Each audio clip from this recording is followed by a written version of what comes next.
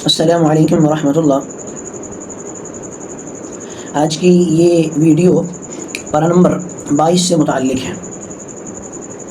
ومن یقنط اس پارے کا نام ہے۔ اس میں اللہ نے سورہ احزاب کے بقیہ حصے کو بیان کیا، پھر اللہ نے سورہ سبا کو بیان کیا، سورہ فاطر کو بیان کیا، اس کے بعد سورہ یاسین کا ابتدائی حصہ ہے۔ سورہ احزاب کا جو بقیہ حصہ ہے اس میں رب العالمین نے 4 اہم باتوں کا حکم دیا۔ پہلی بات، ازواج مطہرات کے لیے 7 احکامات۔ ازواج مطہرات جو امت کی مائیں ہیں ان کے لیے 7 احکامات ہیں۔ نمبر 1، نزاکت کے ساتھ بات نہ کیا کریں، نرمی کے ساتھ، پیار سے، کسی کے ساتھ نامحرم سے بات نہ کیا کریں، نزاکت کے ساتھ۔ نمبر 2، بلا ضرورت اپنے گھروں سے باہر نہ نکلا کریں، شرعی ضرورت کے بغیر کسی ضرورت کے گھر سے باہر نکلیں۔ نمبر 3، زمانہ جاہلیت کے خواتین کی طرح اپنی زیب و زینت کر کے لوگوں کے لیے باہر نہ نکلیں۔ ولا تبرجن تبرج الجاہلیہ، زیب و زینت اور سطر کا اظہار کرتے ہوئے باہر نہ نکلیں۔ نمبر 4، نماز کی پابندی، اقیمنا الصلاۃ۔ نمبر 5، آتین الزکاۃ، زکوٰۃ کو ادا کرنا۔ نمبر 6، اللہ اور اس کے رسول کی اطاعت کرنا ہے۔ اور نمبر 7، قرآن کی آیات کی تلاوت اور احادیث کا مذاکرہ۔ یہ 7 احکامات ازواج مطہرات کے لیے ہیں، اور یہ عموماً ہر مسلمان خاتون کے لیے بھی یہی دینی احکامات ہیں۔ اس کے بعد اللہ تعالیٰ نے مسلمان کی 10 صفات کو بیان فرمایا، ان المسلمین والمسلمات والمؤمنین والمؤمنات والقانتین والقانتات۔ 10 خصوصیات اور صفات کو اللہ نے بیان کیا۔ تیسری چیز اس بارے میں، اس صورت میں اللہ تعالیٰ نے نکاح رسول کو بیان کیا۔ جب زید بن حارثہ رضی اللہ تعالیٰ عنہ اور آپ کی پھوپھی زاد سیدہ زینب رضی اللہ عنہا کا نکاح ہوا اور آپس میں نبھا ممکن نہ ہوا تو زید نے طلاق دی، تو اللہ کے حکم سے امام الانبیاء نے اپنی پھوپھی زاد سے نکاح کیا تھا۔ قرآن کریم نے اس کو بھی خصوصیت کے ساتھ بیان کیا۔ اس کے بعد نبی کریم صلی اللہ علیہ وآلہ وسلم پر درود و سلام کا حکم ہے، ان اللہ وملائکتہ یصلون علی النبی۔ یہ امت کے لیے امام الانبیاء پر درود و سلام بھیجنا لازمی اور ضروری بھی ہے۔ ایک تو آپ کا حق ہے اللہ کے رسول کا۔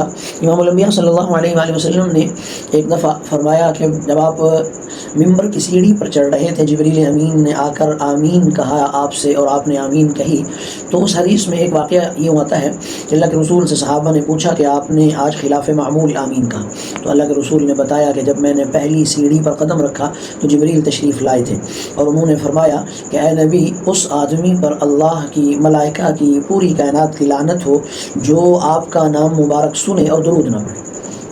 اس لیے اللہ کے رسول کا جب بھی نام سنے تو درود پڑھنا، درود ابراہیمی پڑھیں ٹھیک ہے، ورنہ مختصر درود صلی اللہ علیہ وآلہ وسلم پڑھنا لازمی اور ضروری ہے۔ محدثین اور مفسرین فرماتے ہیں زندگی میں ایک دفعہ امام الانبیاء صلی اللہ علیہ وسلم کی ذات اقدس پر درود کا پڑھنا فرض اور لازم ہے۔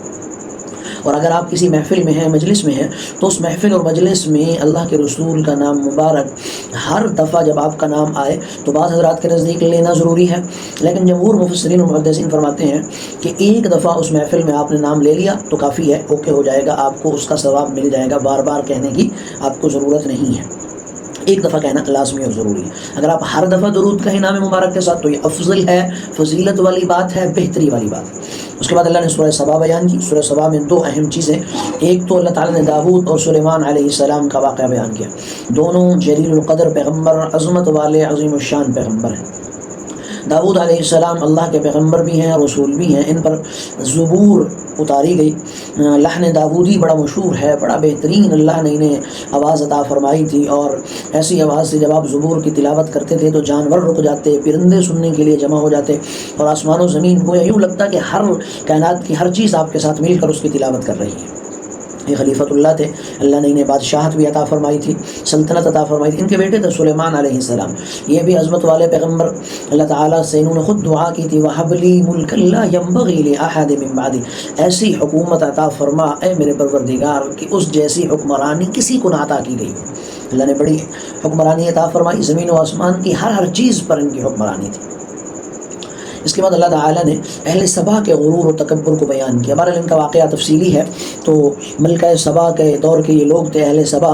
اللہ تعالیٰ نے ان کے ایک بڑا باغ تھا، بڑا خوبصورت اور بہترین، اور اس میں ہر قسم کے پھل تھے، میوہ جات تھے، اور ایسا باغ تھا کہ اگر کوئی آدمی اپنے سر پہ ایک ٹوکری لے کر گھومتا اور باغ کے درمیان سے گزرتا تو جب وہ باہر نکلتا تو پوری ٹوکری پھلوں سے بھر جاتی تھی، ایسا بہترین باغ تھا۔ بہرحال پھر انہوں نے جب اللہ کی نافرمانی کی تو اللہ تعالیٰ نے اس کا ان کا باغ ایک ڈیم کو چوہوں کو مسلط کیا، جنہوں نے ڈیم کو کھودا اور پانی نکلا اور سارا کچھ اللہ نے تباہ کر دیا۔ اس کے بعد سورہ فاطر کو بیان کیا، سورہ فاطر میں اللہ تعالیٰ نے توحید کے دلائل کو بیان کیا۔ اس کے بعد مسلمانوں کے 3 گروہ بیان کیے، ایک وہ مسلمان کہ جن کے گناہ زیادہ ہیں، نمبر 2 وہ مسلمان کہ جن کی نیکیاں زیادہ ہیں، نمبر 3 وہ مسلمان جن کی نیکیاں اور گناہ دونوں برابر ہیں۔ اس کے بعد اللہ تعالیٰ نے سورہ یاسین کو بیان کیا۔ اس کے ابتدائی حصے میں 4 باتیں بیان کی: نزول قرآن کی حکمتیں اور رسالت محمدی۔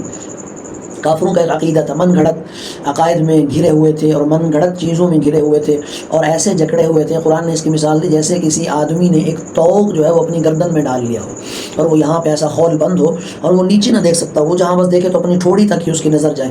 تو فرمایا ایسا آدمی صاحب ظاہر ہے وہ راستہ نہیں دیکھ سکتا کہ کیسے چلنا ہے، تو وہ صراط مستقیم پر کیسے چلے گا؟ تو فرمایا کفار کی مثال بھی ایسی ہے۔ اس کے بعد اللہ کی قدرت اور اعمال کے ریکارڈ کو بیان کیا۔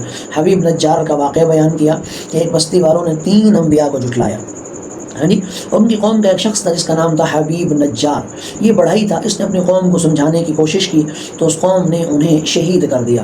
جنت میں جا کر بھی اس نے تمنا کی کاش میری قوم کو معلوم ہو جائے، قال یا لیت قومی یعلمون، کہ یہاں مجھے کیسی کیسی نعمتیں ملی ہیں تو یہ پیغمبروں کی گستاخی نہ کرتے اور پیغمبروں کی نافرمانی نہ کرتے۔